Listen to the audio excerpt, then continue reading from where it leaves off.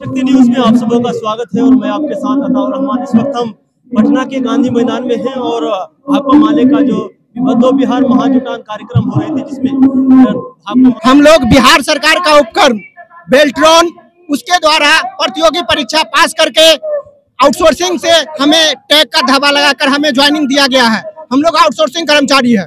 हम लोग नीतीश कुमार जी को आगाह करना चाहते हैं कि आप लोगों ने हमें प्रतियोगिता परीक्षा पे माप के पैमाना पे तोल लिया है और आप हम आउटसोर्सिंग कर्मचारी को केवल हमारा एक नारा है कि नियमित कीजिए और हम लोगों को नियमित ज्वाइनिंग चाहिए और हमें सेवा समायोजन कीजिए। क्योंकि हम लोग आउटसोर्सिंग ऐसे कर्मचारी है, हमको शर्म हो रहा है कि हम उस बुद्ध और अशोक की ऐतिहासिक धरती पे हैं जहां हम लोगों ने अपने संघर्ष को झेला है। हम लोगों की बहाली जो हुआ था 2019 में, लेकिन 4 साल के बाद हम लोगों को ज्वाइनिंग हुआ है।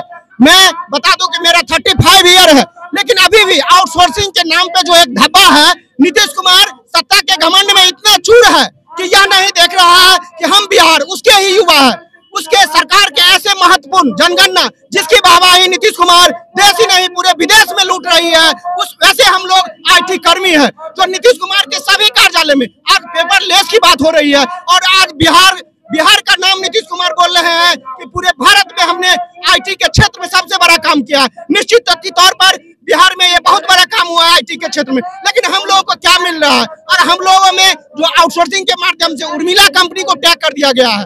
हम लोगों को सैलरी के नाम पे 5 से 7-8 हजार रुपया हमको कट जा रहा है। हम लोग को मात्र 17,000। आप समझ सकते हैं कि हम लोग एक नियत वेतनमान भी नहीं मिल रहा है। जो एक दैनिक मजदूरी कर्मी करने वाले आज पूरे बिहार में 300 से 400 रुपया उसको दिया जा रहा है, लेकिन हम लोग एक प्रशिक्षित लेके भी जो जॉब कर रहे हैं सरकारी संस्थान में, तो हम लोगों को मात्र जो है 300 या 400 रुपये प्रति रोज मिल रहा है।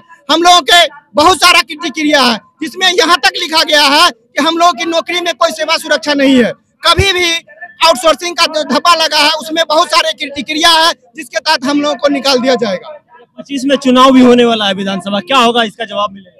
जी, नीतीश कुमार जी से हम कह देना चाहते हैं कि निश्चित तौर पर अगर आप बदलाव नहीं लाते हैं, आप जितने भी बिहार सरकार के अंतर्गत हम लोग के खासकर नियमित बेल्ट्रॉन के कर्मी को आप नहीं बदलाव करते हैं, तो हम लोग 25 से 50 हजार की संख्या में, इतना ही नहीं IT कर्मी के कार्यपालक सहायक वो भी हम लोगों का अंग है, वो भी BPSC के थ्रू जो आप लोगों का जिला पैनल बना था उसको भी आपने बेल्ट्रॉन के माध्यम से परीक्षा लेकर उसे भी ज्वाइनिंग करने का काम किया है। तो हम लोग 50 हजार कर्मी है और ये 50 हजार हमारी बीवी बच्चों का कार्यभार, इसका जो आंसू रो रहेगा, क्योंकि हम लोग को जॉब के नाम पे कोई सेवा सुरक्षा नहीं है। हम लोगों को आउटसोर्सिंग दिया जाता है, मानसिक उत्पीड़न दिया जाता है पदाधिकारियों के द्वारा।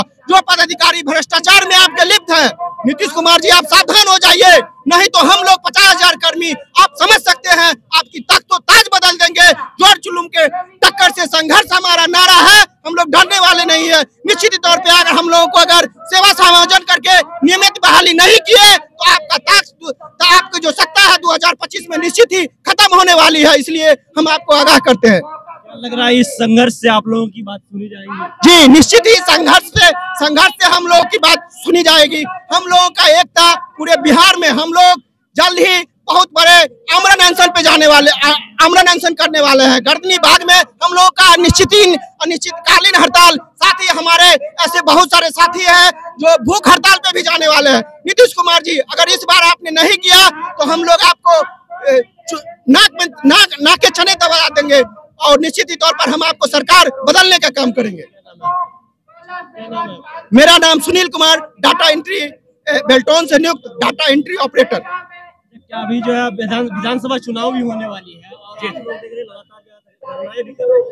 देखिए, विधानसभा चुनाव तो अपने जगह पर है, वो समय से होना है वो होगा, लेकिन हम लोग जो विगत 25 वर्षों से ज्यादा समय से बेल्ट्रॉन के माध्यम से बिहार सरकार के विभिन्न कार्यालयों में, यहाँ तक कि मुख्यमंत्री सचिवालय से लेकर पंचायत स्तर तक सभी कार्यालय में हमारे कर्मी काम कर रहे हैं, जिसमें डाटा एंट्री ऑपरेटर, प्रोग्रामर, आशुलिपिक भाई लोग हैं और IT बुआगण भी हैं।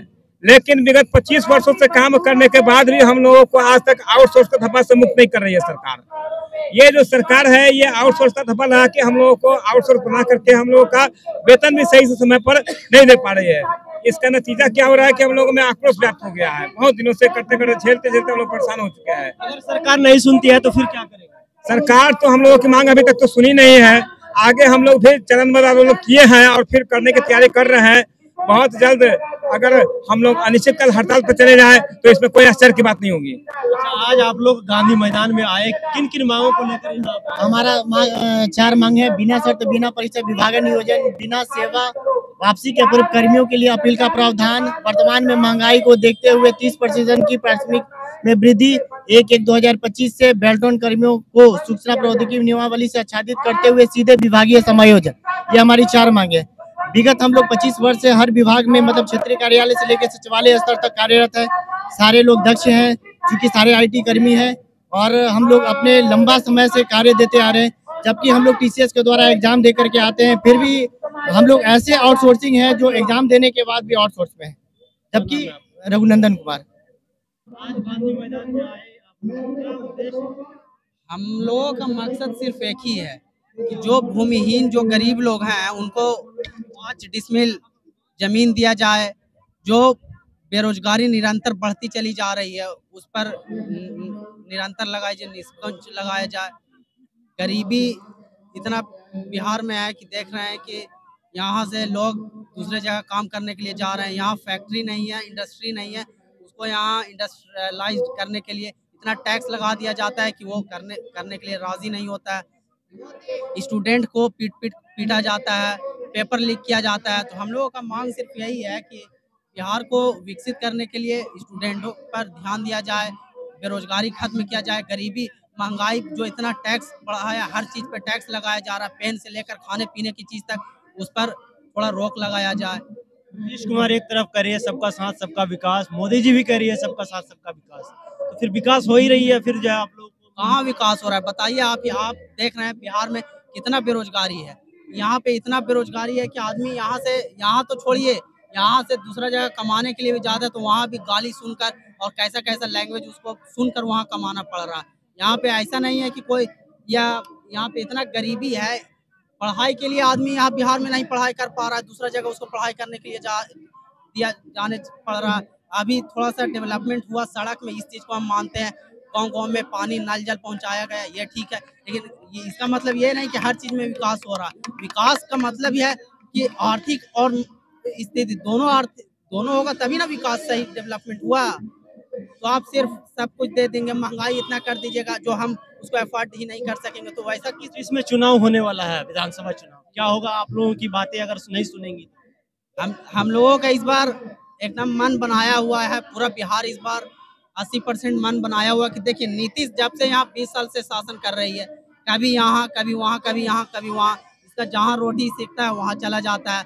अब जनता ने मूड बना लिया कि 2025 में युवा नौजवान जो अभी करंट में सबसे बढ़िया CM बनने के दावेदार हैं वो CM तेजस्वी यादव हैं और वो इंडिया गठबंधन के सहयोग से वो बनेंगे इस बार CM। क्या नाम है और कहाँ से?